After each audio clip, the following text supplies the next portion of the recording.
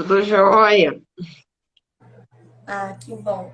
Eu tô com a voz meio ruim, porque tô com alergia, mas tudo certo. Tá tudo bem. Consegui pôr um filtro hoje. Olha como fica legal. Aprendendo mais. Também tava Na vendo próxima eu fora, não mas preciso me aqui maquiar, ó. Já aprendi. Ó, sei e como, ó. já Para fica ótimo, descontrair um né? pouquinho.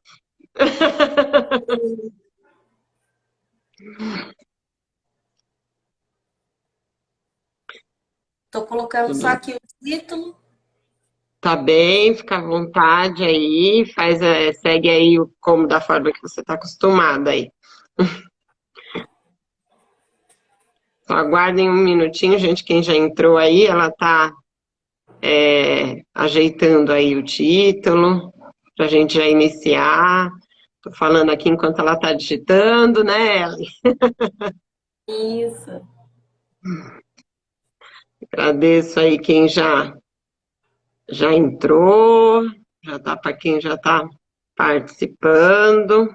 A gente vai tentar responder aí as dúvidas à medida do possível. A gente tem o roteirinho, mas a gente vai introduzindo aí conforme existirem dúvidas. Com Pronto, certeza. Ellen. Bom, é um prazer te ter aqui. Boa noite. Boa noite. Tudo bom, pessoal? Sejam bem-vindos.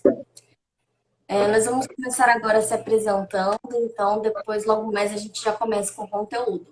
Meu nome é Gabriele Ellen. Aí É vocês que eu falei, escolhem a se gente ainda preferem ouvir. não se conhece, né, Ellen? Então, por isso que eu perguntei, né? Aí vocês que escolhem, tanto você, doutora, quanto o pessoal, se preferem Gabi ou Ellen. Eu sou terapeuta ocupacional. Eu faço a certificação internacional pela Ludens, da integração sensorial. Já tenho vários cursos e atuo na área. Também estou adentrando e estudando no mundo da aba também, né? Realizo o curso também do protocolo VibMap. Tenho tentado me aprofundar aí nesse mundo em si, que a infância é um mundo lindo e cheio de coisa para você estudar. É verdade. E aí entra a adolescência também, então você sempre está se aprimorando, estudando para poder dar um melhor resultado para as pessoas que a gente atende, né? Acho que, eu aprendi numa live com as doutoras da advocacia de me apresentar visualmente para o pessoal que tem alguma questão de baixa visão. E aí eu Tá. tenho cuidado de falar sempre isso. Então, eu sou uma pessoa branca, tô maquiada, um batom rosa, uma base e um lápis de olho preto. Tenho um cabelo curto, cacheado e uma blusa branca colorida. Tá vendo como a gente sempre aprende, né? Aprendi também. Vamos lá, já vou me apresentar então, Ellen, pode ser? Então Pode? vamos lá. Eu sou dentista, eu sou mãe de uma criança autista de 13 anos chamada Mariana, né? Então, o autismo entrou na minha vida não na odontologia, mas entrou na minha vida pessoal, particular, né? Foi lá, bateu a porta e falou: opa, você vai ter que sair da sua zona de conforto, né, Aham. em tudo na sua vida. Então, o autismo bateu na minha vida em 2010, onde minha filha teve o diagnóstico com 2 anos de idade, né? E eu, assim como qualquer mãe, né, que a grande maioria tem o diagnóstico, passei por todas as fases que todas as mães passam, né? Tive, sim, o luto.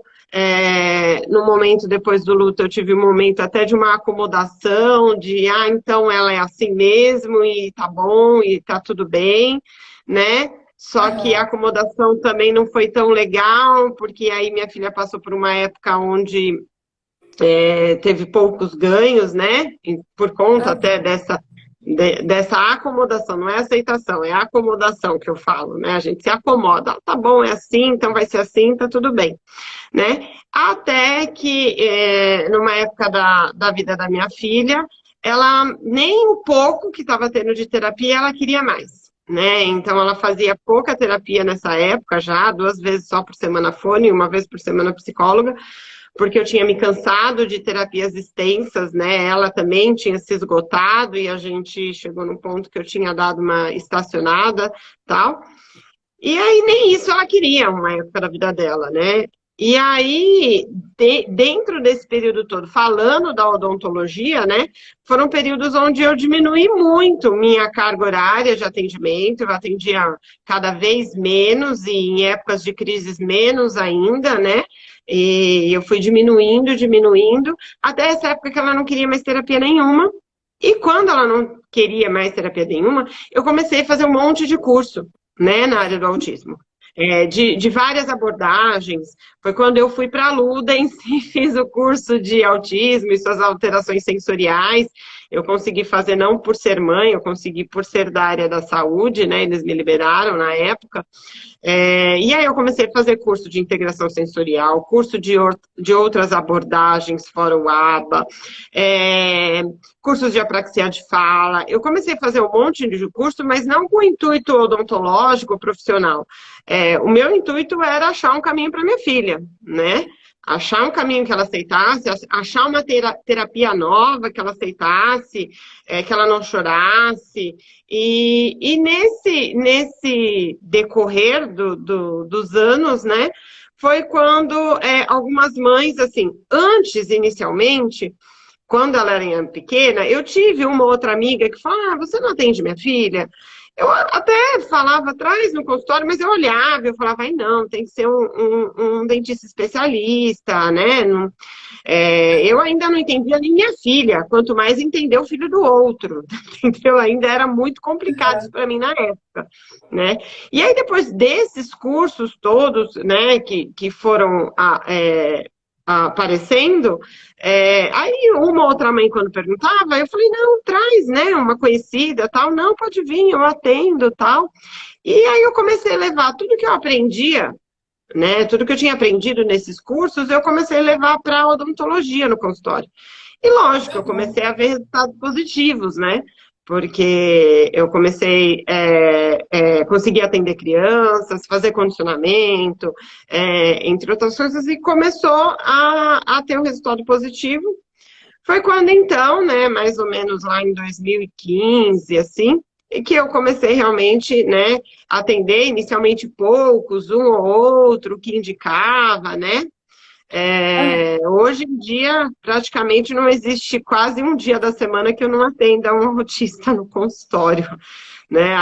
Às vezes tem dia que é 2, 3, e mesmo atendendo só meio período. Então, hoje em dia, a minha demanda maior, apesar de eu ainda atender adultos típicos, porque eu passei 15 anos da minha vida atendendo mais adultos, então eu tenho meus pacientes antigos, né? E às vezes mãe de paciente, mas hoje em dia a minha demanda maior realmente de pacientes autistas, sejam crianças ou adolescentes ou adultos, tá?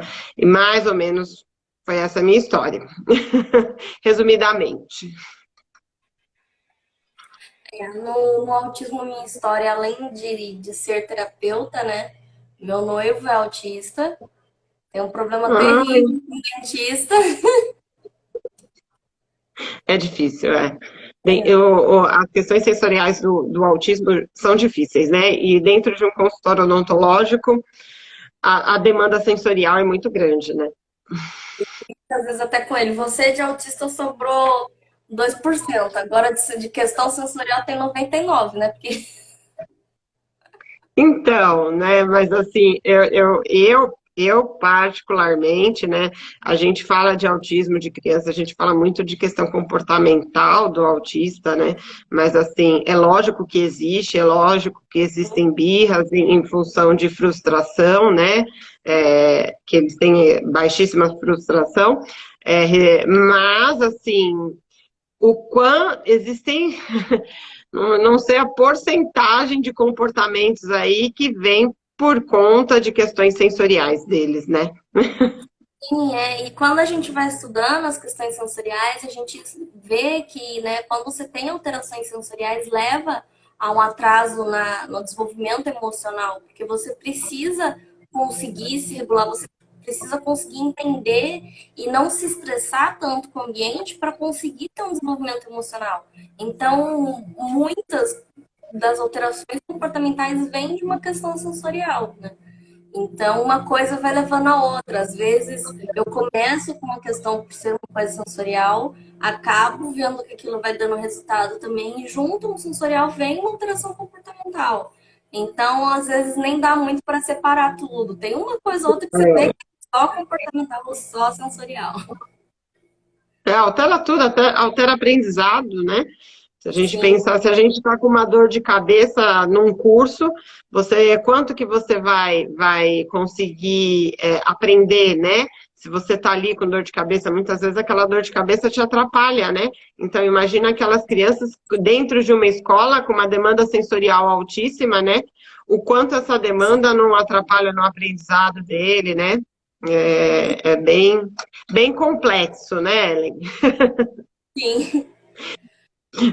Teu namorado tem diagnóstico de Asperger, é isso? Ou autismo leve, moderado?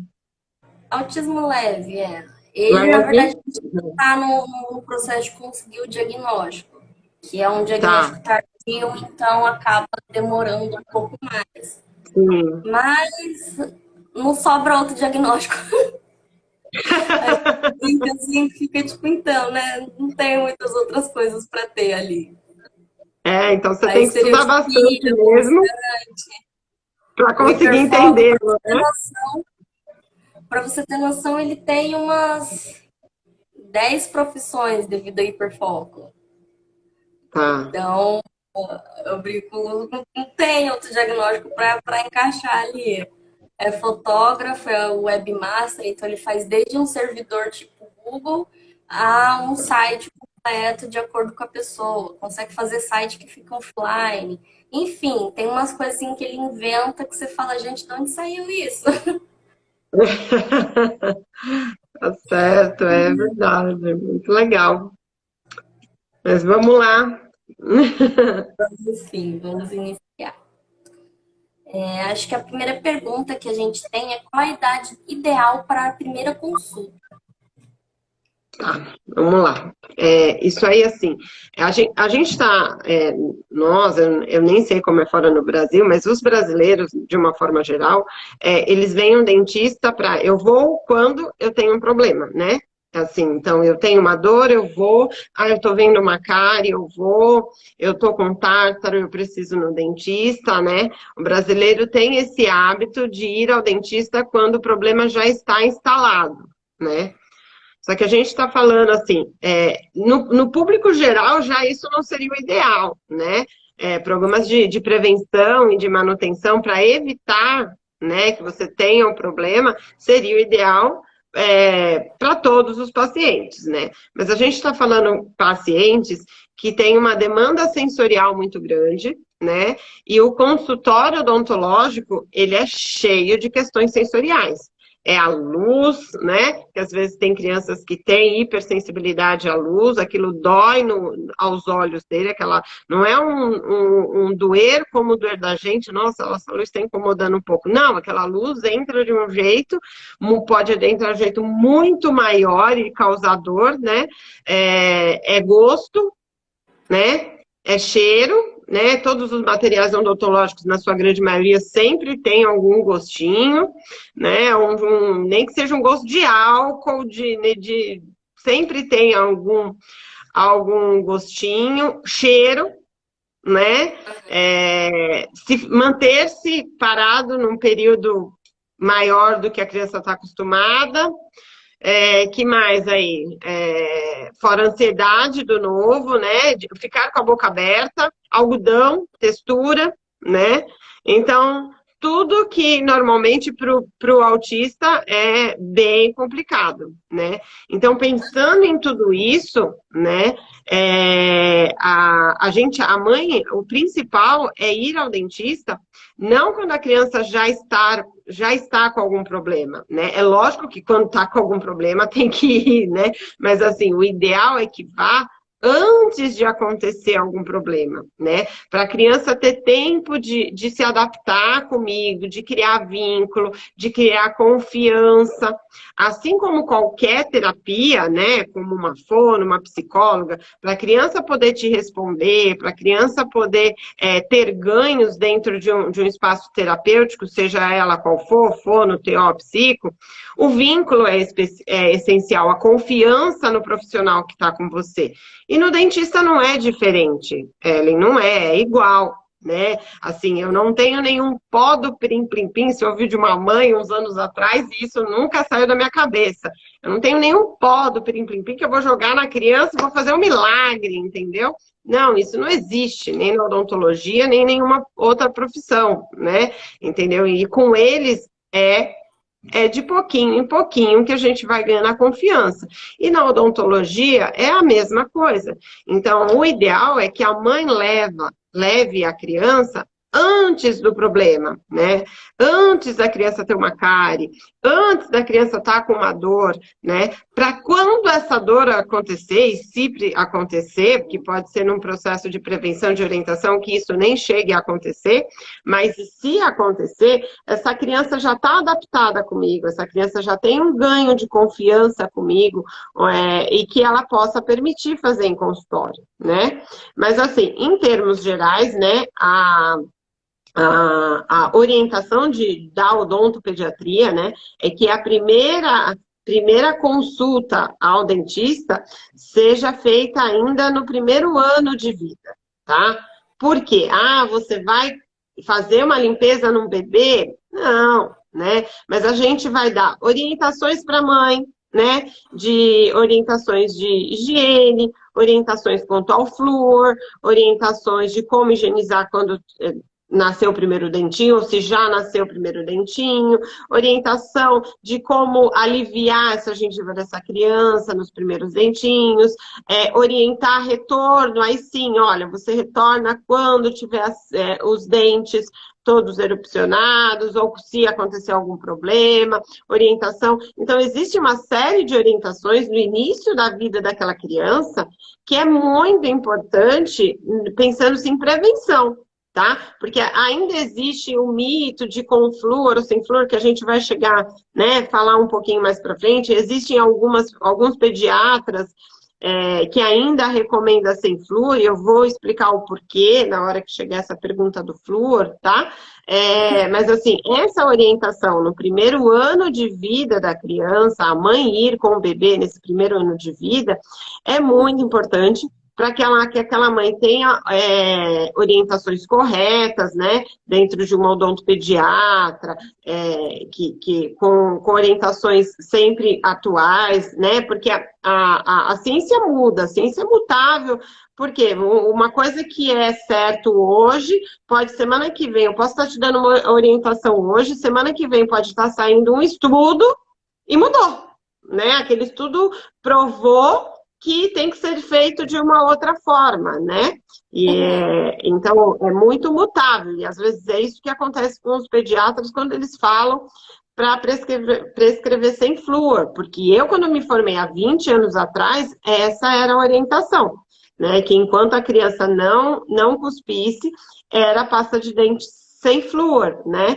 E isso, com os anos, os estudos foram mudando, foram evoluindo, e hoje a orientação mudou, a gente vai chegar a falar nisso, mas assim, é muito importante essa orientação para que esses primeiros anos de vida, essa mãe entenda o que fazer dali para frente, né? Isso independente de ser autista ou não, né? Porque às vezes nessa idade não tem. Então, assim, de uma forma geral, a primeira consulta seria necessário que fosse no primeiro ano de vida da criança, né? E no autista, caso não tenha sido possível, né? Não foi, passou, a criança está com 2, 3, já tem o diagnóstico, leve o quanto antes, né? Para ele ir se acostumando, é que nem vai no pediatra todo mês, a criança chora, chega uma hora, para de chorar, já está acostumado, já sabe que aquele profissional vai fazer isso, já, e cada vez vai se acostumando, e assim é a mesma coisa no consultório odontológico. Ótimo. Quais dicas para a mãe que a criança não aceita escovar os dentes? Vamos lá. Não é só criança autista, né? Eu sei porque, assim, a gente como mãe de autista, a gente acha que tudo é do autismo, né? Tudo é do autismo. E eu tive uma psicóloga da minha filha, que às vezes, para ela me dar um toque, ela falava da filha dela. Ah, porque a minha filha, assim, assim, assado. E eu falava assim, nossa, jura? Sua filha? Né? Eu achava que não, que tudo era culpa do autismo, né? E nem sempre, às vezes tem crianças típicas também difíceis, crianças muito difíceis de aceitar a escovação, né? A gente tem que ver, às vezes a mãe, nossa, mas o bebê tá chorando. O bebê chora mesmo, e não é sempre porque é dor, né? Não é porque ele está sentindo dor que o bebê às vezes está chorando, nem sempre, é porque ele não quer, porque mexeu numa região que ele não goste, mas não significa dor, o choro, às vezes, sempre, né? É isso que a mãe tem que pensar e também levar em consideração, né? É lógico que a gente está falando de crianças autistas e que tem essa questão sensorial. Alguns hipersensíveis, né? E outros, ao contrário, hipossensíveis, né? Muito menos, precisa de muita coisa, né? Para ter a sensibilidade, né? Então, assim, como cada autista é único, cada um a gente tem que avaliar. Existem crianças que, assim, eu tenho pacientes com autismo leve, Ellen, assim, que você fala assim, o leve é mais fácil de tratar? Nem sempre. Nem sempre. Porque eu tenho alguns pacientes com autismo leve, com uma desordem sensorial tamanha que eles não suportam nada na boca, entendeu? Um gosto, o mínimo que for, está acostumado só com aquele tipo de gosto e não aceita de forma nenhuma, entendeu? Ao ponto, eu tive um paciente, assim, que se você, qualquer um olhar ele, fala assim, não, ele não tem autismo, né? Mas assim, ele chorou desesperadamente de sofrer, não foi por causa da anestesia, foi por causa do gosto da pomada anestésica. A anestesia em si, ele nem ligou, ele nem percebeu que picou, que introduziu um líquido na boca dele. Ele chorou desesperado por conta do gosto do anestésico tópico. Entendeu? É isso. A gente relaciona muito a questão sensorial ao autismo, porque já saiu estudos que é de pelo menos, em média, assim, mais de 80% das pessoas autistas vão ter alterações sensoriais. Mas é como você falou, não é alteração sensorial, disfunção sensorial não é do autismo, né? Qualquer criança típica, qualquer pessoa pode ter uma disfunção sensorial. Só que o autista é quase, né, 80% quase uma regra. Quase todos vão ter. Praticamente é uma regra. Só que às vezes... E tem criança que não tem problema com gosto. Minha filha é uma que não tem. Eu tenho vários autistas que não tem problema com gosto. O gosto não é o problema. Às vezes o maior problema é ficar parado lá. Mas o gosto não. Eu posso colocar qualquer gosto na boca. Minha filha é uma. Toma remédio de tudo quanto é gosto, sem problema nenhum. Entendeu? Então é muito variado, né? Então, normalmente na anamnese que eu faço, eu sempre pergunto, o que eu pergunto para a mãe? Porque às vezes nem a mãe sabe diferenciar se é hiper, se é hipo, lógico, né? É uma área mais complexa, tá? Então, o que eu pergunto para a mãe na anamnese? Ele come todas as texturas? Ponto número 1, a gente começa a perceber, né? Ele come de tudo. Ou, às vezes a mãe fala, não, ele come de tudo, ele só não come salada. Não, então peraí, isso aí tem um monte de criança que não come salada E existem algumas coisas que é questão de gosto, né? Então, assim, são coisas que eu pergunto, né, em relação para eu conseguir entender da mãe antes de ouvir a criança, porque a anamnese é feita sem a presença da criança, são coisas que eu pergunto, né, em relação a isso, se ele come de tudo, se ele tem restrição, muita restrição alimentar, né, se como que é a escovação em casa com a mãe, se ele deixa, se ele não deixa, para me dar, assim, um perfil um pouquinho da criança.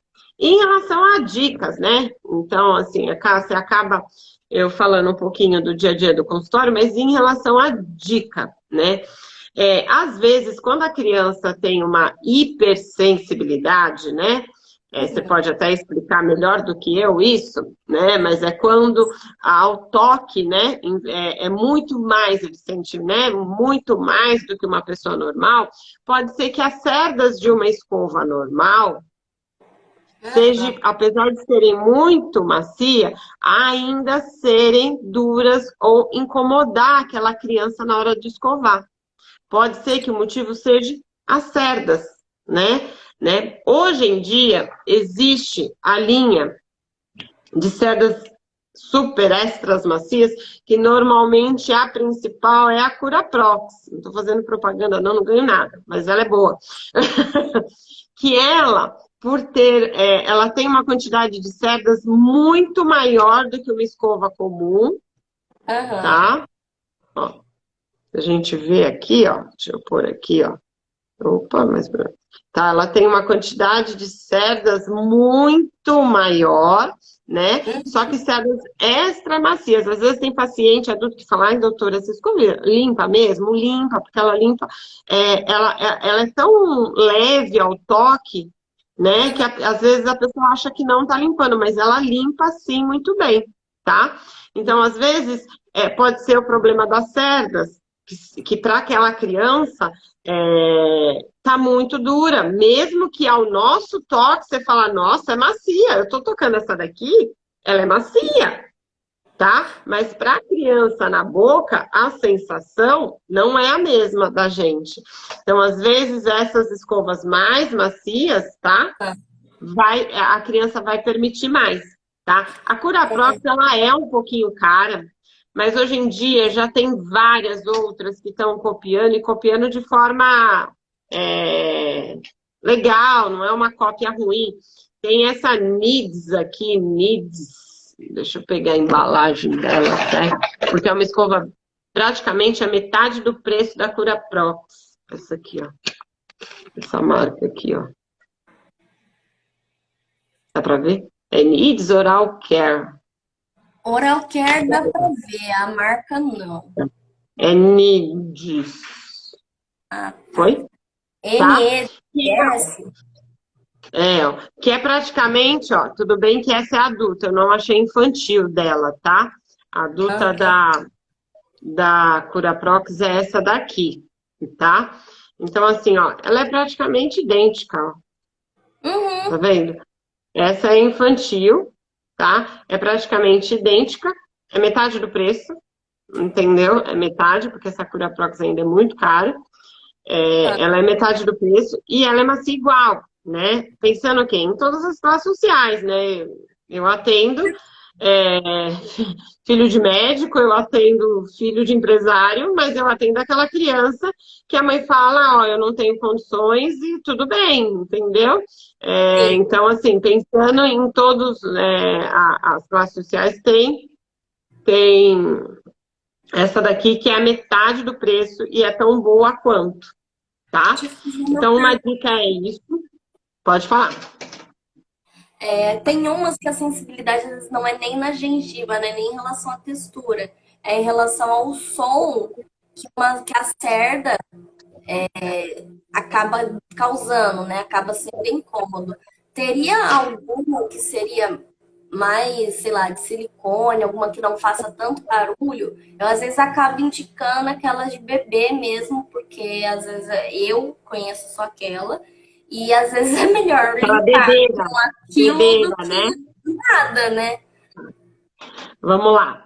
A dedeira. A dedeira, ela não é indicada para escovar dente, tá? Muitas mães acham que aquilo é indicado para os primeiros dentinhos da criança. Não, a dedeira, ela é indicada só para massagear a gengiva. Tipo, na época que a criança tá bem incomodada, o dente tá irrompendo, na época ainda de Uhum. bebê, então, para a mãe pôr a dedeira e fazer massagem. Ela não é indicada para escovar, tá? Então, assim, Uhum. existe alguma de silicone? Não, tá? O que às vezes, se a criança conseguir usar a escova por pouco tempo, o que se pode fazer é uma gaze, sabe?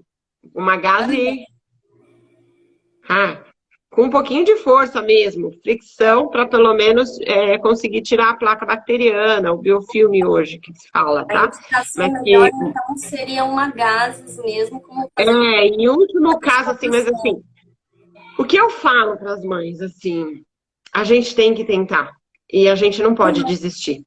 Né? A gente sabe que, pelo menos eu aprendi na própria Ludens, né, que a questão do sensorial do autismo não é que o tratamento terapêutico ele vai deixar de ser hipersensível ou ele vai deixar de ser aquela condição, né, até o nome que eu esqueci, me fala que é aquela. Ai, me fugiu. Quando o terapeuta ocupacional faz, ele. Checklist, Para perfil pegar o social perfil da sensorial. criança. Perfil sensorial, lembrei.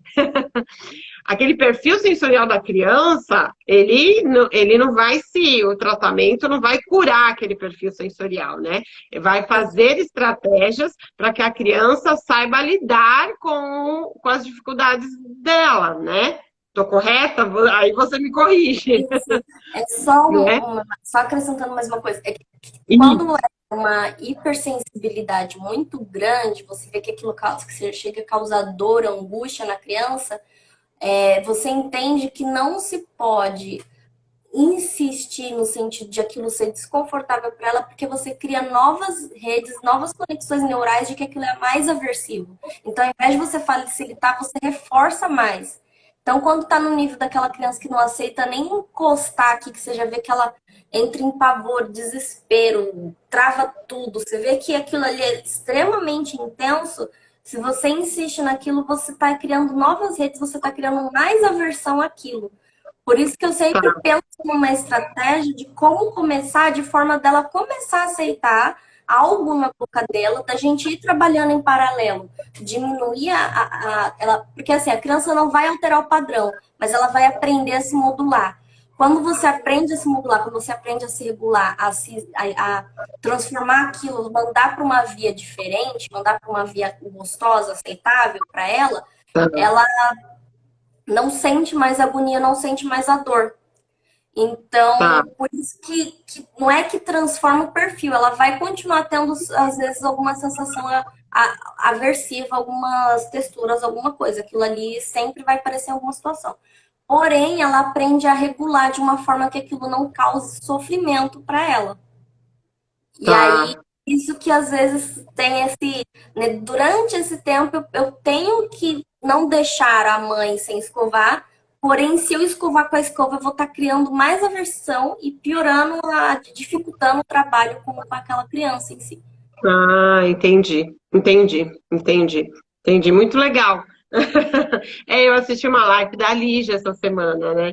E eu vi ela comentando alguma coisa sobre isso, não era sobre dentista, e ela comentou brevemente, eu achei bem, bem legal, né? Mas assim, normalmente eu sempre falo para procurar orientação dentro do terapeuta ocupacional da criança, às vezes do fono, né? Existem fonos que ajudam nessa dessensibilização, né?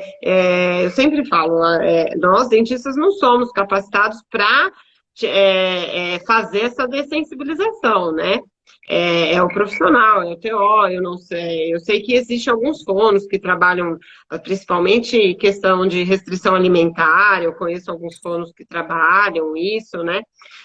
Na própria clínica Ludens, né, a fono de lá, no curso que eu fiz do autismo, mostrou vários vídeos dela trabalhando essa dessensibilização de alimentos, tal, né, mas assim, isso precisa ser trabalhado de alguma forma, que ao mesmo tempo não pode se não escovar, né. Eu lembro que minha filha, ela chorava, minha filha não tem essa sensibilidade, mas ela chorava muito, né, e eu lembro que eu falava assim, olha, eu prefiro que você chore escovando do que você chore no consultório se você tiver uma cárie, né? Que eu sei que vai ser muito pior. Então, a gente pensando nesse ponto, né? Vai ser muito pior a criança ter uma cárie e ter que tratar do que a criança chorar porque está escovando, né? Então, Por isso eu que sim, sempre acho que às vezes a gente tem que pôr na balança, né? O que é pior, por isso que eu até te né? pergunto dessas estratégias. Até comentaram É, aqui que tem uma escova que ela é uma escova normal, mas é de cerdas de silicone. Às vezes a criança aceita a vibração, né? Então, às vezes eu até testo com mordedor vibratório. Então, às vezes aquela escova automática, né, elétrica, elétrica, eu ia funciona. chegar nela. Então, É, é isso. A gente vai tentando estratégia de forma que não comprometa, não seja pior para a criança, mas é algo que tem sim. que ser feito porque senão vai gerar um É, problema maior ainda, com mais dor, com mais é, sensibilidade. Vai ser muito mais sensível você tratar é uma isso criança mesmo. com outras questões já instaladas ali do que só com a questão sensorial, né? Então, como eu falei, essa escova é bem, bem macia. Tirando isso, às vezes a criança, o problema às vezes não é a escova, às vezes é a pasta, né? Às vezes a mãe põe muita pasta, começa a encher muito a boca e aquilo começa a dar uma agonia, muita espuma na boca, às vezes é a quantidade de pasta, às vezes diminuir a quantidade de pasta, né? A maioria dos brasileiros tem um hábito muito grande de colocar uma quantidade muito grande de pasta, né? E qual que é a quantidade ideal, né, de pasta? Que seja para a criança que ainda engula, né, engole a água, que não cospe, tem que ser 1 grão de arroz cru. Então é uma quantidade muito pequena, né? Para até 2 anos é meio grão de arroz. Entendeu? Então é menos ainda, né? E a partir do momento que a criança tem a capacidade de cuspir, entenda cuspir, não engole mais, é a quantidade de 1 grão de ervilha, né? Então, e às vezes a mãe não imagina, 1 grão de ervilha vai pegar o quê? Isso aqui, ó, de cerdas, né? Bem pouquinho. A mãe põe em toda a escova, né? Então, a quantidade também é muito importante. Porque às vezes eu falo com a mãe, assim, se a mãe percebe, a gente tem que ir fazendo testes, né? A mãe tem que ir fazendo teste, trocando pasta, às vezes é o gosto de uma, às vezes troca a pasta com a outra pasta melhor, às vezes a escova, troca a escova. Tem que ir tentando, né? Tem que ter várias possibilidades. A pasta, outra dica que eu dou, se o problema for a pasta, né? Escove primeiro sem a pasta. Tire o grosso, né? Ainda eu brinco às vezes com a mãe. Quando você vai lá limpar uma casa e a casa tá com muito pó, primeiro você varre e depois você passa sabão e água. Você tira o grosso primeiro, né?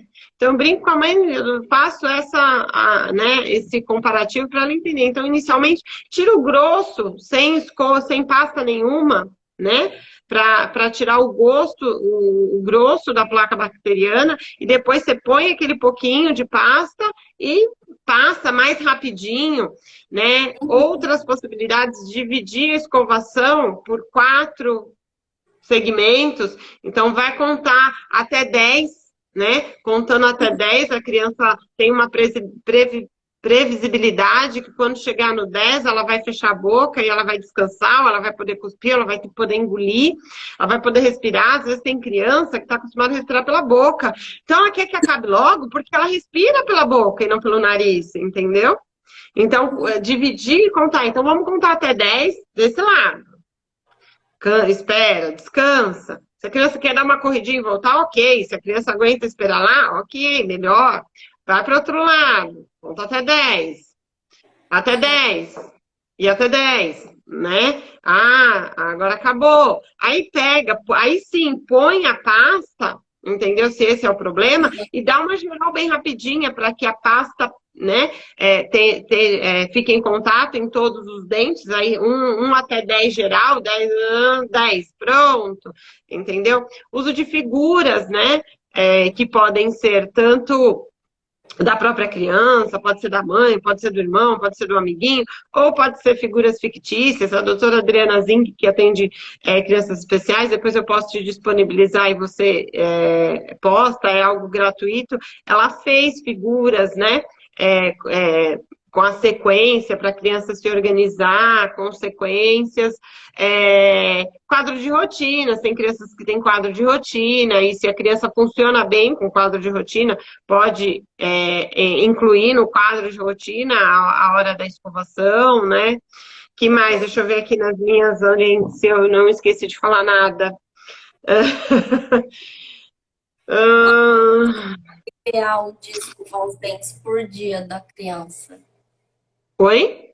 Quantas vezes por dia seria o ideal de escovar os dentes? Tá.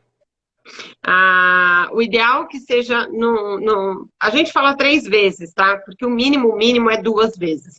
Os estudos hoje comprovam que o mínimo de 2 escovações por dia com flúor é eficiente na prevenção de cárie, tá? A gente fala 3 porque a gente sempre sabe que uma às vezes pode escapar, e se a gente falar 2, pode escapar para uma. E uma é muito pouco, tá? Então, o ideal é que seja 2, tá? Outra coisa importante aqui, tá? Cadê? Fio dental. Se a escovação é difícil, o fio dental também né? Mas a gente pode introduzir devagarzinho em um dente. Normalmente, quando a criança só tem dente de leite, normalmente os dentes da frente são mais separados, né? E realmente, às vezes, a própria escova dá conta de limpar entre os dentes. Mas nos dentes mais do fundo, onde eles são mais juntos, existe um risco de dar cárie no meio, né? Porque pode comer algum doce, alguma coisa, e ali ficar, né? E ter cárie. Às vezes a mãe fala, nossa, mas eu escovo tão bem, eu escovo direitinho. E aí você fala, você passa fio dental? Não, eu falei, então, ó, deu bem no meio entre os dentes, exatamente pela falta do fio dental, né? E existe esse fio dental aqui, ó, tá? Que é um fio dental com haste, tá? Que facilita demais, que você não precisa pôr a boca, tanto da boca da criança, por fora mesmo da boca, né? Eu falo para muitos pais, e muitos pais até querem usar para eles mesmos. Fala, nossa, eu tenho dificuldade em passar, né? Então, isso serve para muita gente. E como a gente falou, a escova elétrica, né? Normalmente eu falo muito para a escova elétrica em casa, nem que no início não seja no momento da escovação, para deixar a criança, na mão da criança, para a criança começar a sentir, tocar, ela se encostar, e que seja um momento do dia que inicialmente não precisa ser junto da escovação, porque se a criança tiver uma resistência muito grande àquilo, pode estragar ainda mais no momento da escovação, que seja em qualquer outro dente. Conta até 5, no início é contando 1, tudo bem, passou outro dia, 1, 2, e vai aumentando, pede para os terapeutas também, né, ajudar nisso, e o momento pode ser um momento, existem vários vídeos hoje, tem um tal de Jacaré Elvis, que tem um vídeo de escovação, tem vários desenhos, né, essa semana eu descobri que a Luna também, o desenho da Luna, tem a visita ao dentista, a Peppa sempre, as crianças as mães já até me falam, mas o Jacaré tem uma musiquinha muito legal, escova os dentes, tem uma paciente que me trouxe essa musiquinha, né? E as mães podem trazer essa brincadeira lúdica dentro do horário da escovação, para também tornar mais interessante aí a situação. E qual foi a pergunta que você tinha me perguntado? É que eu acho que isso juntou uma pergunta para outra. Quantas vezes escovava o dia? Foi, tá certo. Isso aí. Deixa eu ver se eu esqueci mais alguma coisa. Tem uma pessoa que fez uma pergunta em relação à quantidade de pasta, né? Com 12 anos, posso continuar com 1 grão de arroz? Vamos lá, uma boa pergunta, tá? O porquê, então eu acho que eu vou entrar na questão do flúor, tá bom, Ellen? Vou Tá. entrar na questão do flúor, que aí eu vou explicar o motivo, tá? Então, assim, antigamente, há 20 anos atrás, pelo menos, quando eu me formei, a orientação era que, enquanto a criança não cuspisse, teria que usar pasta de dente sem flúor, tá? Por quê? Qual que é o problema do flúor? Qual o problema de engolir? Eu também faço comparativo com remédios normais. Vamos lá, uma Novalgina. Se você está com dor de cabeça, se você tomar uma Novalgina, ela te tira só dor de cabeça. Se você toma a cartela inteira, você vai para o hospital, né? Às vezes precisa fazer uma lavagem, né? Então, o flúor, como qualquer outra, é uma droga, né? Até um metal pesado. Então, assim, existe também essa questão da neurotoxicidade do flúor, que não existe comprovação científica disso, tá? Existe, principalmente na área do autismo, a linha de que o flúor a toxicidade, eu não julgo, eu não falo, como eu falo, a ciência é mutável, pode ser que daqui a um mês comprove que seja e que mude tudo, né? Mas hoje, né, a gente tem que se embasar em evidências científicas que a gente tem hoje, né? E todas as, assim, o ano passado ainda eu fiz um curso online onde tinha professores de universidades federais de odontopediatria de todo o país. Então, não é só a Universidade Federal de São Paulo, a USP, tinha professores de Brasília, tinha professores do Sul, né? Então, assim, isso é um consenso das universidades federais dentro de estudos sérios, né? Que realmente comprovam a eficiência do flúor na prevenção de cárie, tá? Então, assim, essa questão da neurotoxicidade, da glândula pineal, ainda não existe comprovação, tá? Então, eu super respeito, existem mães que chegam no meu consultório e pedem para não aplicar flúor, eu respeito, eu explico, né? Como profissional, eu tenho que explicar o que tem de base científica hoje, tá? Que realmente existe comprovação, mas eu respeito, né? É uma escolha da família, eu respeito. Mas hoje é indicado, sim, o uso de flúor a partir do nascimento do primeiro dente, o que antigamente não era. Por isso que alguns médicos, normalmente, quando vão fazer mais atualizações, fazem mais na área deles, né? Não vão fazer atualização da área odontológica. Normalmente, eles falam para a mãe e para o pai o que, às vezes, ele aprendeu na faculdade há 20 anos atrás, que enquanto não saber cuspir, não pode usar flúor, mas isso mudou, tá? Então, hoje a Associação Brasileira de Odontopediatria, até a Associação Americana de Odontopediatria, né, já alterou isso há uns anos, os estudos mostram hoje que nessa quantidade mínima não há risco para o dente. E qual que é o risco de se engolir? Né? É que os dentes permanentes, quando você engole flúor em excesso, eles podem nascer com uma má formação de esmalte chamada fluorose.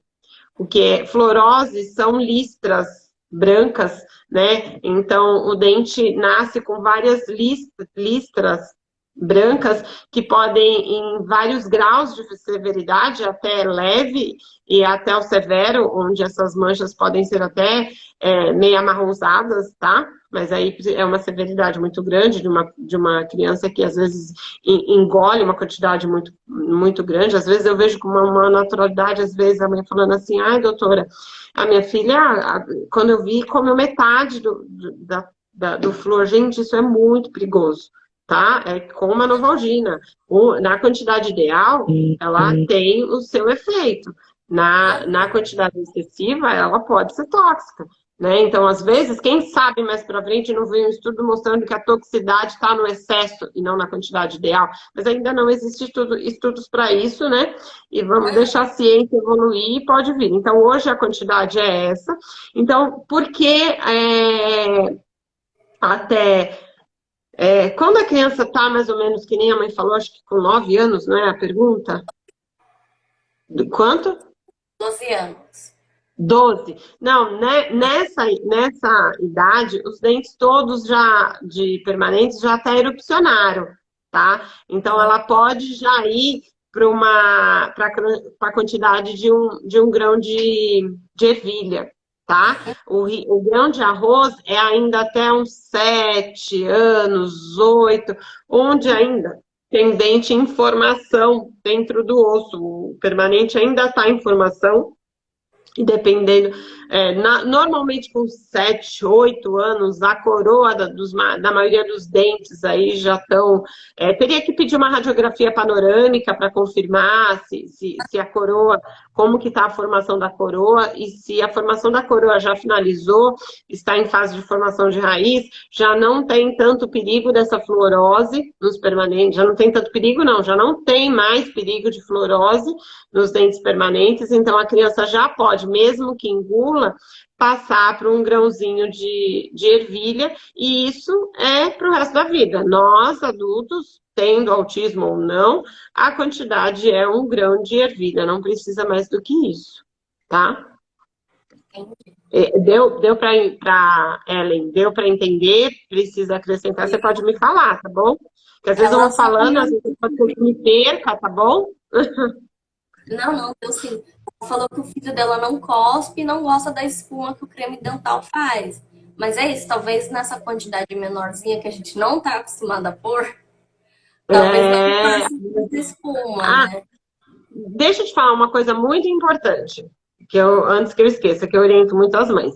Essa orientação da quantidade, então, por exemplo, é dada para a mãe, eu estou dando aqui, a mãe está ouvindo, você está ouvindo, mas normalmente o terapeuta, o auxiliar da escola, a avó, a tia, a madrinha, né? Não tem essa orientação, né? Então, quem vai no consultório, a mãe sabe. Então, o que às vezes orienta a mãe? A criança vai para terapia, manda sem flúor, entendeu? A criança vai para a escola, manda sem flúor. A criança vai ficar na avó, manda sem flúor, né? Ela fica meio período em terapia, manda sem flúor. Porque assim, mesmo que você oriente, você vai lá, né, na clínica, terapeuta, você fala assim, olha, a quantidade que meu filho pode é 1 grão de arroz. Né? Então, a clínica está com uma estagiária com o teu filho. Aí você vai orientar a estagiária. Vai dar 1 mês, 2, essa estagiária pode trocar. Ou na hora da escovação, não ser ela, ser uma outra, porque ela estava no banheiro, e pede, escova o dente dele para mim, e a pessoa não vai saber da orientação. Então, assim, quando a escovação não for feita pela mãe, pelo responsável que teve a orientação, manda a sem flúor, para a gente não correr o risco. Tá? Então, a com flúor, que seja com a mãe 2 vezes por dia, com flúor, tá ótimo. E se for mandar, deixar na malinha da escola, imagina na escola, né? Tudo bem que agora, em pandemia, ninguém tá indo, mas, né? Vai, às vezes, em série, né? Tem um monte de escova, vai lá e põe um monte em série, a pessoa na hora não vai lembrar, não tem orientação. E aí, isso eu acho um ponto importante para se falar, tá bom? Vamos lá, tem alguma pergunta aí do pessoal ou vamos na sequência do roteiro? Pode ficar à vontade. O filho está trocando agora os dentes com 6 dentes nascendo, agora com 12 anos. Tem 6 dentes nascendo agora. Então, seria seguir essa orientação de em casa, pode até o flúor, mas fora não, pode. Né? Não, mas com 12 anos, não. Com 12 anos já pode geral.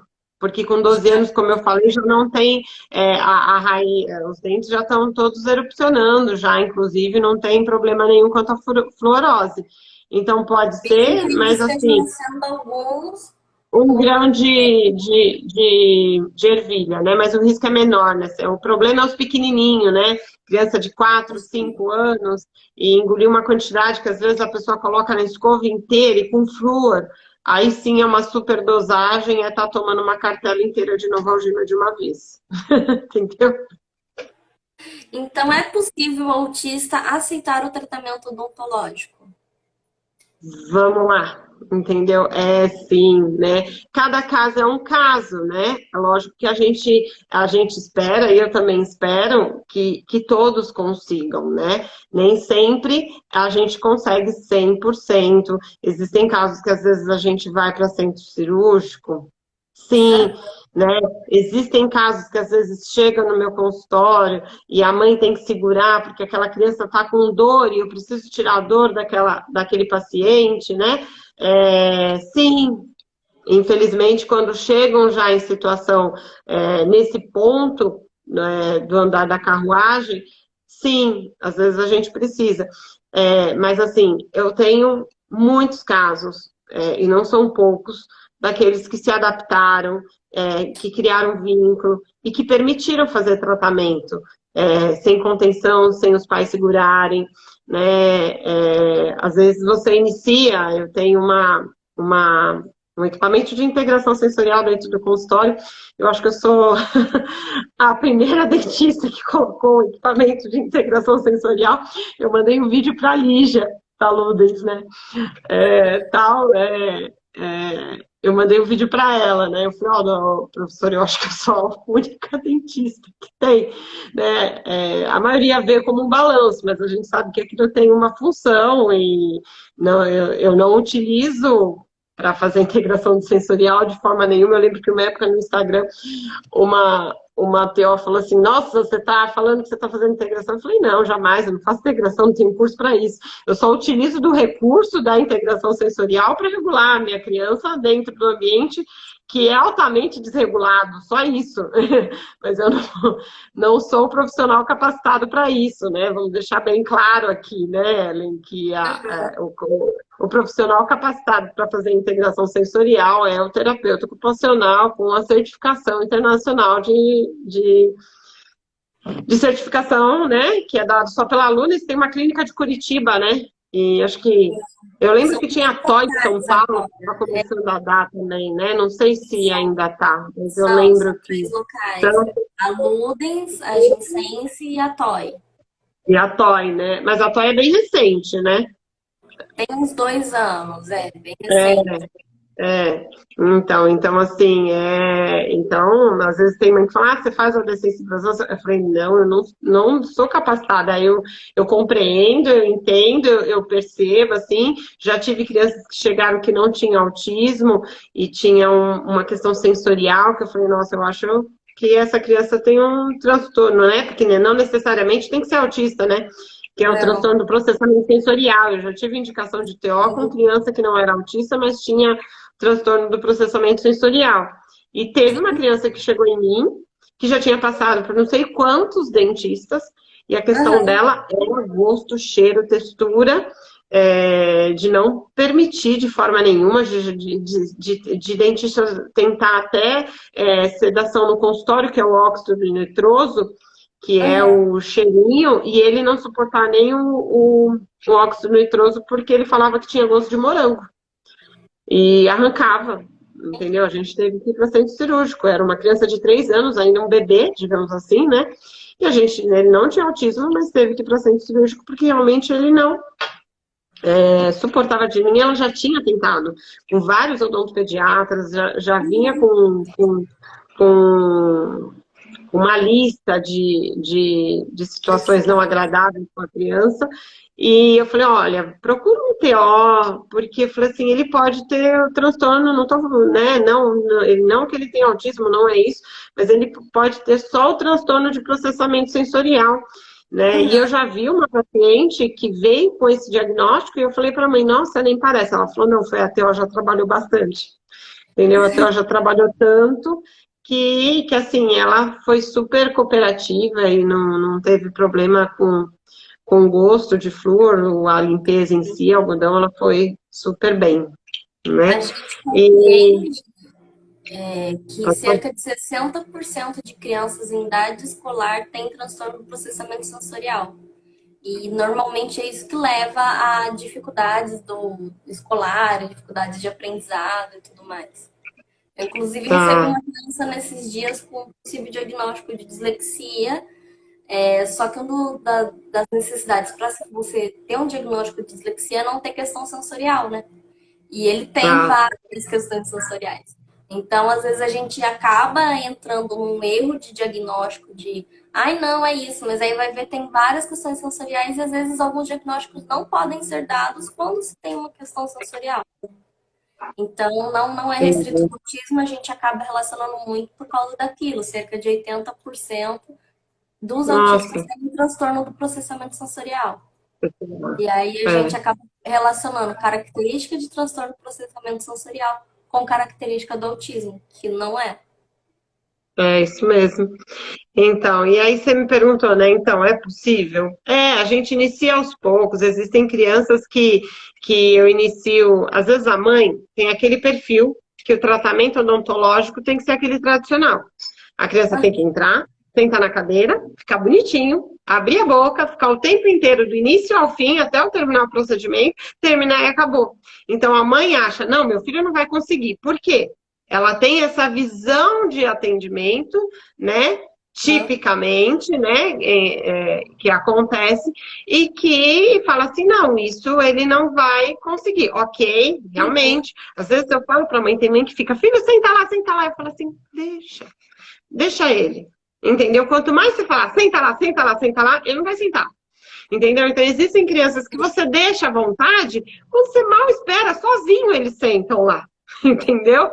Sozinho, e não numa demanda de, opa, mas por que ele quer tanto que eu sento lá? Quer, entendeu? Então, às vezes, tem crianças que às vezes eu inicio, quer dentro do balanço? Vamos lá, vamos dentro do balanço, vamos fazer uma troca. Tem criança que aceita a troca, tem criança que não. Às vezes eu pergunto isso na anamnese. A criança aceita a troca. É importante eu colocar fichinhas para dar previsibilidade de quantas vezes ele vai vir comigo, escovar e parar. Porque quando eu falo vamos fazer uma limpeza, não é como você vai sentar na cadeira e eu vou começar do início ao fim, eu vou parar só para você cuspir, tudo bem. Não, eu vou ter que fazer contar até 10 várias vezes. Vamos contar até 10, vou limpar 2 dentes, parou, vai brincar um pouquinho. Volta, ó, mais uma vez com a tia. Vamos contar até 10 do outro lado, parou, entendeu? E os pais também têm que ter essa paciência, né? A criança da primeira vez que vem no consultório, às vezes ela quer explorar. Eu já tive alguns pais que às vezes em 15 minutos falam assim, nossa, mas ele tem muita coisa aqui para ele. Eu falei, então, aqui não é uma terapia que eu preciso do foco de atenção dele. Eu preciso realmente que ele se distraia, que ele vai pegando uma coisa ou outra, que eu veja onde ele tem interesse, que eu veja se eu posso fazer alguma troca com alguma coisa ou não, que tem alguns que aceitam, outros às vezes piora com troca. Eu tô conhecendo aquela criança naquele momento, né? Então eu preciso deixar ele explorar, eu preciso ver e eu ver onde eu consigo entrar, né? Já teve mães que chegou em 15 minutos da primeira vez que eu vejo a menina, falou assim: a doutora, ela não vai deixar, eu quero ir para centro cirúrgico. Entendeu? Então, assim, não é aquilo que eu falei, não é pode, plim, plim, plim, né? Existe eu conhecer a criança me conhecer, e é um processo, né? Também não é um processo, Ellen, que eu falo que, assim, eu jamais peguei uma criança e fiquei fazendo a mãe ficar vindo 2 meses seguidos, uma vez por semana.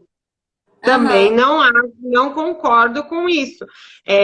Como eu já tenho uma certa experiência, normalmente o máximo que eu faço de adaptação é 2 vezes, né? Assim, em 2 vezes, a primeira eu já sinto a criança, na segunda eu tento, assim, mas eu não fico, como às vezes algumas mães me relatam, nossa, eu passei 2 meses indo uma vez por semana e nada, né? Às vezes aquela criança ainda não está num processo, não desenvolveu o suficiente para permitir. E às vezes a gente tem que dar o tempo terapêutico, que as terapias trabalhem com aquela criança para que ela consiga aceitar uma maior frustração, que ela consiga aceitar uma demanda, que ela consiga aceitar uma troca. E às vezes daqui a 6 meses, se ela retornar, ela vai conseguir. É lógico, se chega uma criança, vamos supor, uma criança chega no meu consultório, eu consigo olhar e eu vejo que não tem nenhuma cárie, né? Então, assim, e que a gente, nessa primeira vez, a gente não consiga limpar 100% a boca dela, mas que a gente faça a primeira adequação à criança, que ela mexa nas coisas, que ela sinta a escovinha, que ela mesma encoste na boca, que a mãe seja o exemplo para ela, né? Então, eu falo, tira a máscara também, mãe. Lá sempre tem 2 espelhinhos, um para a criança e outro para a mãe. Entendeu? Às vezes pego a mão da criança, olha, vamos olhar a boca da mamãe e segura, ó. Vamos contar até 10 na boca da mamãe.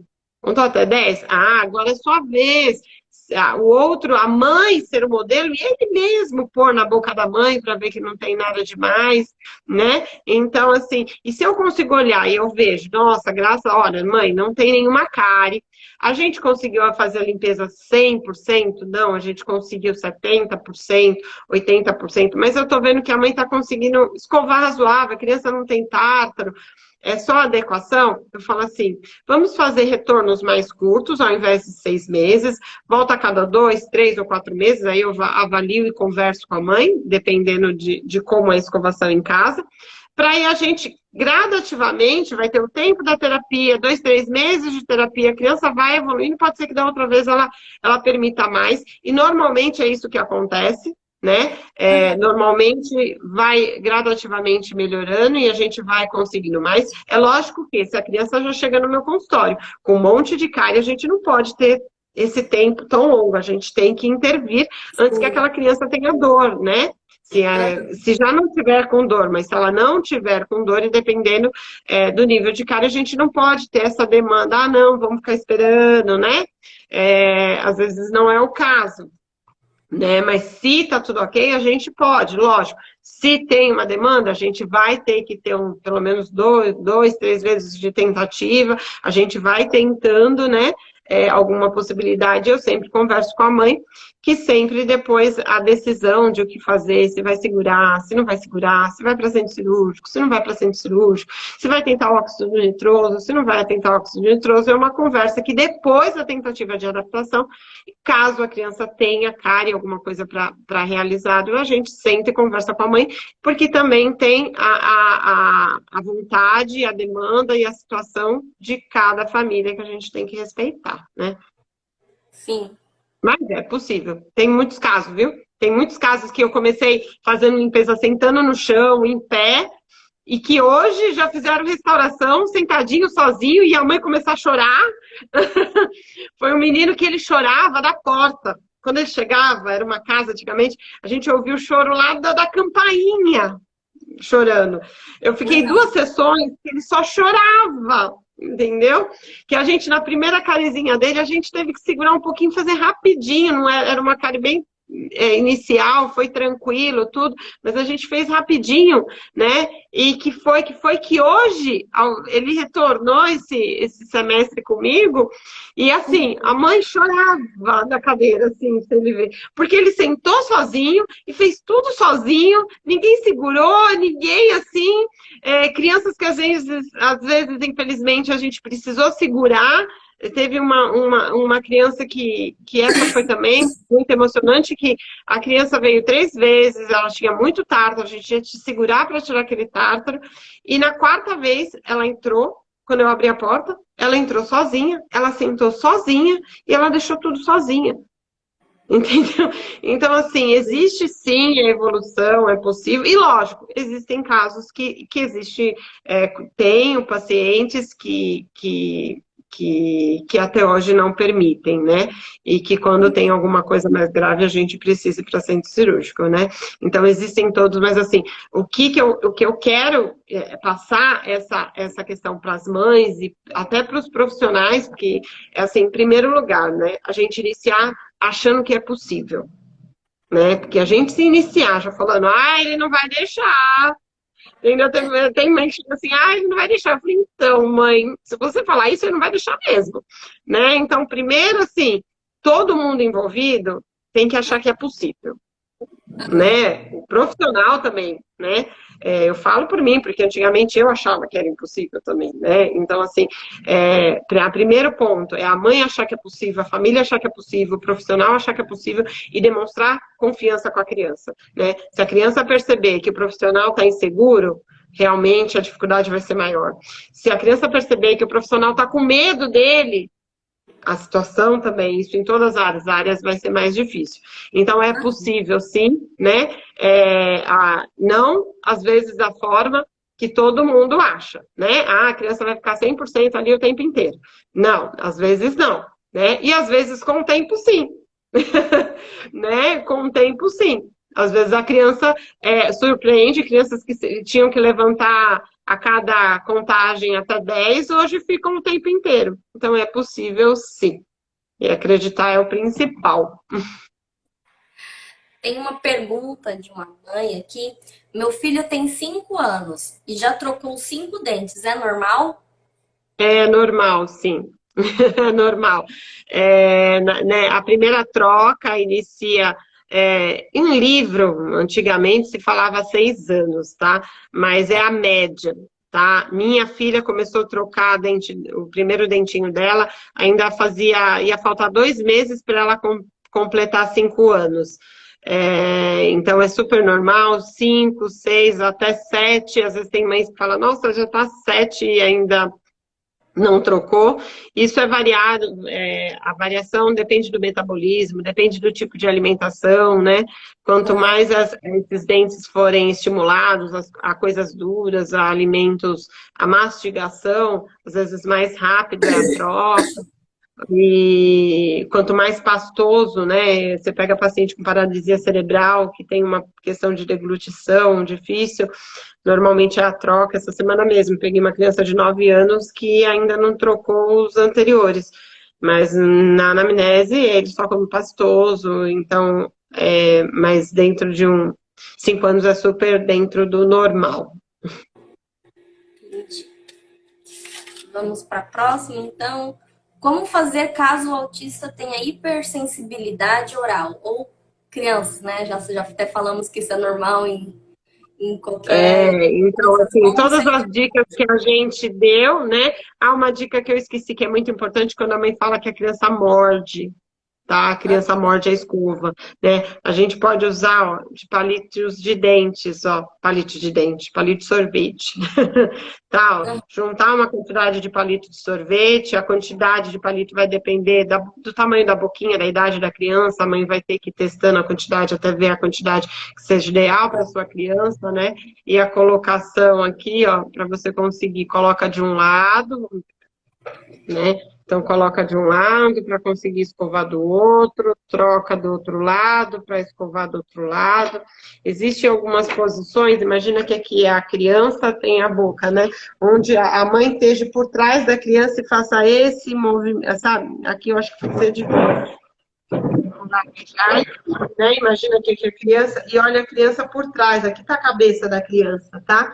Deitada assim no colo dela, às vezes tem uma visão melhor do que de frente, tá? Às vezes isso também pode ajudar, e principalmente porque você tá de trás, vamos lá, vou voltar para trás aqui. Então, se você tá atrás da dentinho, criança... senão não dá para ver. Oi? Levanta um pouco a boca, senão não dá para ver isso. Então, vamos lá. Então, assim, aqui imagina que a criança tá aqui, tá de costas para mim. As costas da criança estão encostadas aqui no meu peito, tá? Então, assim, deitar ela no colo para inclinar um pouquinho, abrindo a boca, você consegue ter mais visão dos dentes aqui, às vezes, do que você estando de frente, tá? Pode ser também uma possibilidade, né? A mãe vai ter que fazer várias tentativas, vários testes, assim, e ver a que se encaixa, nem sempre a que encaixa com uma, é a melhor para todas, né? E tentando. Ah, e outra dica, existe essa escova também da Gum, que, ó, não sei se vai dar para ver, ó, ela pisca, ó, tá?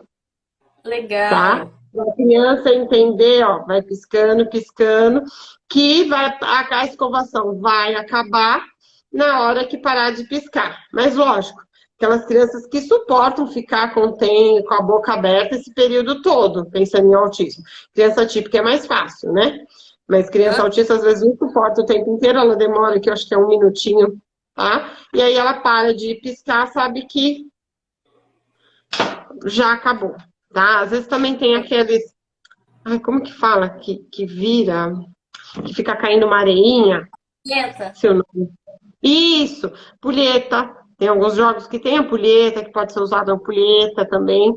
Também é uma possibilidade aí, tá? Não. Se a criança não aceita sentar na cadeira do dentista, o que fazer?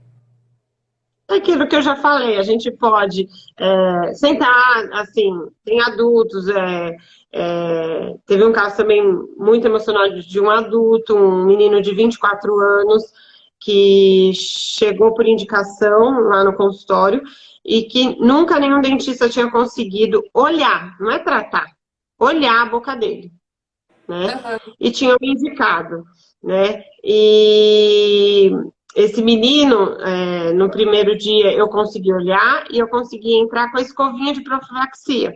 Mas ele já era adulto, né? Então ele tinha tártaro, ele precisava de uma raspagem, seja com ultrassom ou seja raspando com cureta, ele precisava de uma raspagem, né? E aí, quando assim, na primeira sessão, a mãe já saiu super feliz, mas eu não estava feliz. Porque eu sabia que eu queria ter tirado pelo menos o tártaro e eu sabia que ainda tinha coisa para fazer, que aquilo ali ainda era muito superficial para ele. Para uma criança de 4, 5 anos, não, mas para ele que tinha tártaro e era um adulto, aquilo ali era muito superficial, eu precisava de mais, né? E aí ela retornou na segunda consulta e a criança nem abria mais a boca. Criança não, né? O mocinho grande, que provavelmente os dentistas deviam até ter medo, porque ele tinha uma autoagressão muito grande, ele tem até essa deformação na orelha, de tanto que ele faz esse movimento nele, né? Então eu estava aqui do lado dele e ele estava fazendo isso em mim, né? Então, assim, normalmente, tem medo de, pum, né, bater, mas eu nunca recebi um tapa. Mordida de vez em quando acontece, né? Mas, assim, nunca recebi uma agressão desses pacientes. Eles sabem que quando você gosta deles e eu sempre falo, é difícil, eu sei que é difícil, eu tinha estar aqui para te ajudar, vamos lá, né? Mas, bom, voltando a esse menino. Aí ele nem abria a boca. Eu falei, cara, agora, né? Um adulto, né? Eu não vou poder brinquedo, isso aí não rola mais, tentando. E a mãe tinha me relatado que ele tinha ficado internado durante 3 dias por causa de uma ferida que infeccionou, e nesses 3 dias ele não dormiu 1 minuto no hospital. Ele não pregou o olho durante 3 dias no hospital. E aí eu fui para essa linha. Comecei. Falei, né? Eu falei, olha, se você não deixar, você vai ter que ir para o hospital. Eu fiz assim. E você sabe como é o hospital, você não gosta de lá. E ele gostava de mim, porque ele sorria para mim, ele só não queria deixar. É chato, isso aí me incomoda, a sensação não é agradável e eu não vou deixar. Eu falei assim, será que não é melhor você deixar a tia fazer? Porque se você for no hospital, você não vai achar, às vezes, pessoas tão legais quanto a mim, que te entende, que conversa com você. A maioria nem conversa com você. Você sabe o que eu tô falando. Ele olhava para mim. E conversei 40 minutos de conversa. E quando eu e a mãe, eu acho que já estava quase desistindo, falando, acho que não vai rolar, entendeu? Aí ele fez um sinal como se fosse para a mãe apertar muito forte a mão dele, fazer uma propriocepção muito forte. Parecia que isso aqui era o liga e desliga da luz, sabe? A mãe apertou forte a mão dele, ele, juro por Deus, ele fez, virou pro lado e abriu a boca para mim. E eu consegui fazer toda a limpeza dele, com ultrassom e tudo. Mas eu contava até 10, parava, ele levantava assim. Você via o quanto aquilo tinha sido difícil para ele, sensorialmente, sabe? Eu falei, vamos lá, Pedro, para terminar. Aí ele voltava. Mão de novo, apertava firme e ia. E assim foi. E assim, eu e a mãe, assim, fazendo e derramando lágrimas, assim, né? De conseguimos. Né? E assim ele foi retornando. Quando eu mudei de consultório, eu mudei o espaço, eu estava numa casa com a pandemia, eu fui para uma sala comercial e tal.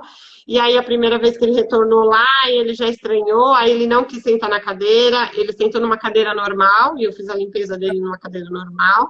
E aí ele retornou de novo esse semestre e bonitinho, já viu o ambiente, já se adaptou, sentou de novo na cadeira. E a gente conseguiu fazer uma super limpeza, nem precisava mais de tanto, a mãe até ficava, segurava um pouquinho a mão dele, mas assim, ele foi se adaptando, e um adulto de 24 anos que nunca tinha ido. Então, assim, são histórias assim, eu já passei nesses anos, já atendi mais de 100 autistas eu tenho mais de 100 fichas de anamnese de autistas, então nesses anos aí eu respondo que pode ser possível sim, sempre, né? E cada um é cada um, e é a fé e o tentar, né? Estamos Hum, para a última já estamos pergunta. bastante, né? Eu tô olhando aqui 1h20 de live já. Como que a gente faz, né? Os dentes do leite da criança já está mole. O que que eu faço quando esse dente de leite está mole? Tá. Sempre o ideal é que a mãe consiga tirar em casa, né? Eu sei que algumas mães têm muita agonia, mas o ideal é que seja de forma normal. A ida ao dentista para tirar um dente de leite é em situações específicas, como, por exemplo, o dente permanente está nascendo e o dente de leite ainda está duro, né? Isso se chama retenção prolongada do dente descido, né? E aí, nesses casos, às vezes, sim, é preciso a gente retirar o dente para que o dente não nasça tão torto, apesar que já tive alguns casos de crianças que a gente preferiu não fazer para a gente não perder o condicionamento que a gente tinha tido, né? Porque o dente estava, foi, olha, vai precisar anestesiar, e aí podia ser que todo o condicionamento, que foi muito difícil com aquela criança, fosse tudo por água abaixo, né? Então a mãe resolveu não tirar e aguardar, e depois o dentinho foi para o lugar, mas eu falo que a gente não trabalha com matemática, né? Não é 2 mais 2 igual a 4. Então, Sim. cada indivíduo é único, pode ser que venha, pode ser que não, pode ser que fique torto, né? Então, há indicação, existe sim indicação quando o dente permanente estiver vindo da retirada do de leite, quando ele ainda está duro, mas às vezes eu sempre falo, mãe, dá coisinha dura para ele morder, não tem nada duro que ele gosta, faz você uma, 2 vezes por dia, mexer naquele dentinho, né? E uma coisa muito importante também, gente, às vezes as mães viram e falam, meu Deus, esse dente vai estar mole, tá... A afeição da mãe, o desespero da mãe, ela demonstra o que para a criança? Que aquilo é um negócio muito ruim. Meu Deus do céu, isso aqui está acontecendo algo do outro mundo na minha boca, né? Então, é muito importante que a mãe demonstre para a criança com naturalidade, entendeu? Quanto mais naturalidade, por mais que seja difícil para ela e ela tentar se controlar, seu dentinho vai ficar mole, vai vir outro, o outro tá vindo, pode ser que a gente tenha aqui na dentista para ajudar o outro vir, mas assim, com naturalidade, sem, meu Deus, né? Às vezes existem mães que fazem muita história social com a criança, né? Mostrando que vai no dentista, acho super válido, acho legal, mas eu tive já algumas experiências negativas em relação a isso. Porque também tem tudo como a mãe demonstrou essa história social para a criança, entendeu? Ela demonstrou como algo legal, olha, você vai no dentista, ela tem um monte de brinquedo, você vai, ela vai escovar seu dente, ou a mãe assim, olha, filho, aqui é dentista. Assim, a criança percebe, se não percebe a face da mãe, que algumas, né, existe, não sei ao certo o quanto percebe ou não, e a minha filha percebe demais a face do outro hoje, então é relativo, mas ela percebe pelo menos a ansiedade da mãe. Nossa, eu acho que isso é uma coisa, não é legal. Minha mãe tá tão ansiosa e já vi mãe que faz história social e fala, nossa, funciona super bem com meu filho, fez a história social, a criança não queria entrar no consultório, não queria entrar na porta ali do corredor. Eu tive que sentar na recepção, no chão, com um monte de brinquedo, como quem não quer nada, para tentar a criança entrar. Ela falou assim, nossa, isso nunca aconteceu, porque sempre que eu faço história social é super 10, ela entende. Só que, como será que estava a ansiedade dessa mãe na hora que passou essa história social, né? Então, às vezes eu tenho um certo medo, acho super legal, válido, mas se a mãe não consegue controlar essa ansiedade na hora de fazer essa história social, mãe, coloca uma foto só da parte dos brinquedos da criança que eu tenho no consultório, eu falo, fotografa aqui, eu te mando foto, mostra a parte do brinquedo e fala, você vai brincar com uma tia nova e essa tia nova vai escovar seu dente, assim, porque às vezes pode atrapalhar a sessão, como já atrapalhou algumas vezes comigo, viu? Talvez até mostrar os vídeos e os jogos que até o pessoal falou. Às vezes é mais útil do que tentar explicar muito ansiosa, né? A ansiedade, eles pegam demais, né? Minha filha, pelo Sim. menos, assim, eu vejo a grande maioria, eles sentem o clima, a situação e tudo, e é muito... Normalmente, quase que 100% dos casos a mãe está ansiosa para levar a criança no dentista, né? Sim, verdade. Ah, alguém aí fez mais alguma pergunta? Era isso que eu ia dizer. Se alguém tiver mais alguma pergunta, é a hora que É a a gente já está hora. finalizando. Acho que a gente respondeu todas que tinha enviado até agora. Hum. Meu marido também está na live aqui, ele anotou algumas coisas. Obrigada, Rosana. Ó, a Rosana que estava aí, ela falou, Elaine, maravilhosa, fada da dente do meu filho. A Rosana é uma mãe que me procurou, que a criança só passava com o dentista sendo contido, né, segurado, e hoje ele passa sem. Já teve cárie, assim, por exemplo, a cárie dele, ele é um paciente que ele não deita e encosta na cadeira. Eu tive que tratar a cárie dele sentada numa cadeira normal. Porque o trauma que ele tem de segurarem ele na cadeira, ele, assim, foi difícil tratar, a gente levou quase 2 horas para tratar uma cárie minúscula, num dente permanente, assim, porque tinha que parar toda hora, e ele levantava toda hora, e a ansiedade dele era muito, mas foi possível, né? Limpeza ele sempre vem, ele está sempre aí, ele é um dos meus queridos, na época de pandemia, ele está numa fase que eu tive que ir na casa dele, porque ele, com a pandemia, ele não está querendo sair de casa de jeito nenhum, e eu tive que ir dar uma olhadinha lá na casa dele para ver se estava tudo bem, entendeu? Mas é um querido, a Rosana e o Matheus. É um dos. Eu tenho até videozinhos dele no Instagram de como ele se adaptou. Que legal. É um prazer escutar esses relatos, poder passar isso para os pais, para todos os pais e crianças que eu atendo, que a gente possa fazer mais temas, esclarecer mais dúvidas. Ó, deixa eu ver, eu vi uma escova de... Ah, tá, deixa eu ver se tem mais alguma coisa. Ah, a Rosana também falou consegui com pilhas, ó, falando da vibração, né? Sempre falo também de escova elétrica, muito importante. A Rosana falou, né, ó, a Elaine faz um vínculo de confiança, né? Então é um vínculo, gente, tem que ter um vínculo, todo profissional, qualquer profissional. Né?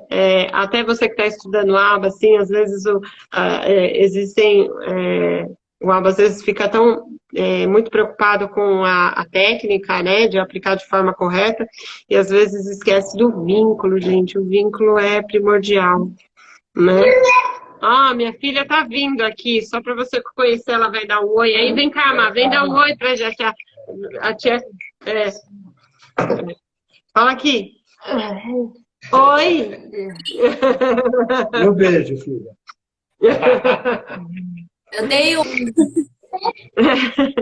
Então é isso, né? Estou à disposição. Se algumas mães ainda ficarem com dúvidas, se verem a live depois, pode me chamar no direct, tá bom? Estou sempre à disposição aí. Espero ter ajudado. E não sei se era isso que você queria para a live quando você me convidou. Espero também ter satisfeito as suas expectativas.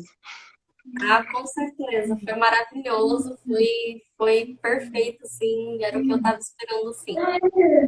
Então tá bom. Aqui, a Andrea, a doutora Elaine, ontem eu também amei a consulta, o Otávio também ficou super bem, ontem foi atendido em pé. Obrigada por tudo e pela paciência. Amamos. Ah, obrigada, lindo. O Otávio é um fofo. Foi ontem, conheci o Otávio ontem, é verdade. E é isso aí. É possível, né, Andréa? É possível. Aos poucos você vai ver, cada vez ele vai se acostumando mais pela primeira vez. É possível. Tá bom, então, Ellen, obrigada. Agradeço o convite, viu?